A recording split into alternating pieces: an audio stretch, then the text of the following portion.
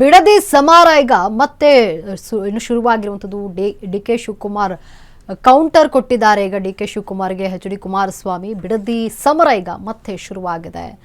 ನಾನೇನು ಬಂಡೆ ಹೊಡೆಯಲು ಹೋಗಿರಲಿಲ್ಲ, ಬಂಡೆ ಹೊಡೆದು ವಿದೇಶಕ್ಕೆ ಸಾಗಿಸಿಲ್ಲ ಅಂತ ಏನು ಎಚ್.ಡಿ. ಕುಮಾರಸ್ವಾಮಿ ಕೌಂಟರ್ ಕೊಟ್ಟಿದ್ದಾರೆ. ಬಿಡದಿ ಸಮರ ಈಗ ಮತ್ತೆ ಶುರುವಾಗಿದೆ. ನಾನೇನು ಬಂಡೆ ಹೊಡೆಯಲು ಹೋಗಿರಲಿಲ್ಲ, ಬಂಡೆ ಹೊಡೆದು ಅದನ್ನು ವಿದೇಶಕ್ಕೆ ಸಾಗಿಸಿರ್ಲಿಲ್ಲ ಅಂತ ಎಚ್.ಡಿ.ಕೆ.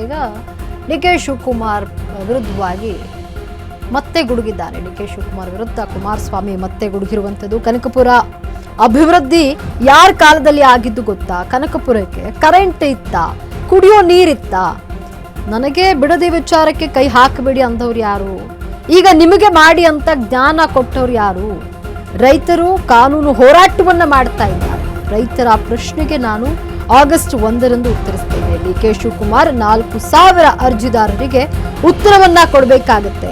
ಅಂದೇ ವಿಶ್ವೇಶ್ವರಯ್ಯ ಕಾರಂತ ಬಡಾವಣೆಯನ್ನ ಘೋಷಿಸಿದ್ದೆ, ಆದ್ರೆ ಈಗ ಎಸ್.ಎಂ. ಕೃಷ್ಣ ರಸ್ತೆ ಅಂತ ದೊಡ್ಡದಾಗಿ ಹೇಳ್ತಾ ಇದ್ದಾರೆ. ಇದಕ್ಕೆಲ್ಲ ತೀರ್ಮಾನ ಮಾಡಿದ್ದೆ ಎಚ್.ಡಿ. ಕುಮಾರಸ್ವಾಮಿ ಅಂತ ಡಿ.ಕೆ. ಶಿವಕುಮಾರ್ ಹೇಳ್ತಿರುವಂಥದ್ದು. ಹಾಗಾಗಿ ಡಿ.ಕೆ. ಶಿವಕುಮಾರ್ ವಿರುದ್ಧ ಎಚ್.ಡಿ. ಕುಮಾರಸ್ವಾಮಿ ಹರಿಹಾಯ್ದಿದ್ದಾರೆ. ಬಿಡದಿ ಸಮರ ಮತ್ತೆ ಈಗ ಜೋರಾಗಿರುವಂಥದ್ದು. ಎಚ್.ಡಿ. ಕುಮಾರಸ್ವಾಮಿ ಡಿ.ಕೆ. ಶಿವಕುಮಾರ್ ವಿರುದ್ಧವಾಗಿ ಮತ್ತೆ ಗುಡುಗಿದ್ದಾರೆ. ಬಿಡದಿ ವಿಚಾರದಲ್ಲಿ ಸಾಕಷ್ಟು ಇಲ್ಲಿ ಸಮರ ನಡೀತಾ ಇರುವಂಥದ್ದು. D K. Shivakumar versus H D. Kumaraswamy ಎಂಬಂತಾಗಿದೆ. ನಾನೇನು ಬಂಡೆ ಹೊಡೆಯಲು ಹೋಗಿರಲಿಲ್ಲ, ಬಂಡೆ ಹೊಡೆದು ನಾನು ಅದನ್ನು ವಿದೇಶಕ್ಕೆ ಮಾರಿಲ್ಲ, ಬಿಡದಿಗೆ ಏನು ಮಾಡಬೇಕು ಅದನ್ನು ನಾನು ಮಾಡಿದ್ದೀನಿ ಅಂತ ಡಿ.ಕೆ. ಶಿವಕುಮಾರ್ ವಿರುದ್ಧ ಮತ್ತೆ ಗುಡುಗಿದ್ದಾರೆ ಕುಮಾರಸ್ವಾಮಿ. ಕನಕಪುರ ಅಭಿವೃದ್ಧಿ ಯಾರ ಕಾಲದಲ್ಲಿ ಆಗಿದ್ದು ಗೊತ್ತಾ? ಕನಕಪುರಕ್ಕೆ ಕರೆಂಟ್ ಇತ್ತ, ಕುಡಿಯುವಂತಹ ನೀರಿತ್ತ ಹೇಳಿ ಅಂತ ಡಿ.ಕೆ. ಶಿವಕುಮಾರ್ ವಿರುದ್ಧವಾಗಿ ಎಚ್.ಡಿ. ಕುಮಾರಸ್ವಾಮಿ ಇಲ್ಲಿ ಗುಡುಗಿದ್ದಾರೆ. ಬಿಡದಿ ವಿಚಾರಕ್ಕೆ ನನಗೆ ಕೈ ಹಾಕಬೇಡಿ ಅಂತ ಅಂದವ್ರು ಯಾರು? ಈಗ ನಿಮಗೆ ಮಾಡಿ ಅಂತ ಜ್ಞಾನ ಕೊಟ್ಟವ್ರು ಯಾರು? ರೈತರು ಕಾನೂನು ಹೋರಾಟವನ್ನ ಮಾಡ್ತಾ ಇದ್ದಾರೆ. ರೈತರ ಪ್ರಶ್ನೆಗೆ ನಾನು ಆಗಸ್ಟ್ 1ರಂದೇ ಉತ್ತರಿಸಿದ್ದೇನೆ. ಡಿ.ಕೆ. ಶಿವಕುಮಾರ್ 4,000 ಅರ್ಜಿದಾರರಿಗೆ ಉತ್ತರವನ್ನ ಕೊಡಬೇಕಾಗಿದೆ. ಅಂದೇ ವಿಶ್ವೇಶ್ವರಯ್ಯ ಕಾಂತಾರ ಬಡಾವಣೆ ಅಂತ ನಾನು ಘೋಷಣೆಯನ್ನ ಮಾಡಿದ್ದೇನೆ, ಆದ್ರೆ ಈಗ ಎಸ್.ಎಂ. ಕೃಷ್ಣ ರಸ್ತೆ ಅಂತ ದೊಡ್ಡದಾಗಿ ಹೇಳ್ತಾ ಇದ್ದೀನಿ. ಇದಕ್ಕೆಲ್ಲ ತೀರ್ಮಾನ ಮಾಡಿದ್ದೆ ಎಚ್.ಡಿ. ಕುಮಾರಸ್ವಾಮಿ ಅಂತ ಹೇಳ್ತಿದ್ದಾರೆ ಅಂತ ಡಿ.ಕೆ. ಶಿವಕುಮಾರ್ ವಿರುದ್ಧ ಎಚ್.ಡಿ. ಕುಮಾರಸ್ವಾಮಿ ಹರಿಹಾಯ್ದಿದ್ದಾರೆ. ಯಾವಾಗ ಆಗಸ್ಟ್ 1ನೇ ತಾರೀಕು ನಾನು ಉತ್ತರ ಕೊಟ್ಟೆ, ನಾವು ಹೌದಪ್ಪ ಕನಕಪುರದಲ್ಲಿ ಬಂಡೆ ಹೊಡೆಯಕ್ಕೆ ಹೋಗ್ಲಿಲ್ಲ, ಬಂಡೆ ಹೊಡೆದು ವಿದೇಶಕ್ಕೆ ಸಾಗಿಸ್ತಿಲ್ಲ, ಕನಕಪುರ ಜನಕ್ಕೆ ಏನ್ ಮಾಡ್ಬೇಕು ಮಾಡಿದೀವಿ.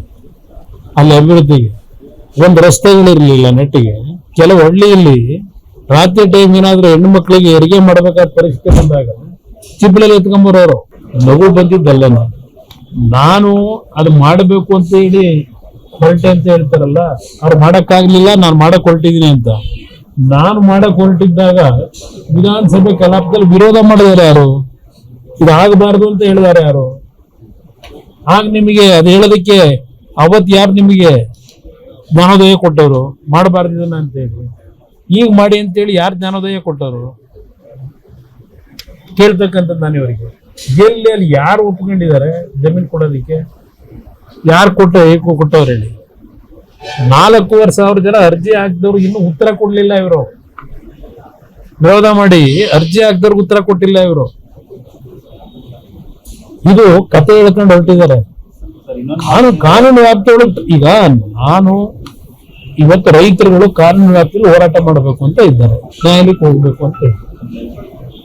ಈಗ ಇವ್ರಿಗೆ ಯಾಕೆ ನಾವು ಆಯ್ತು?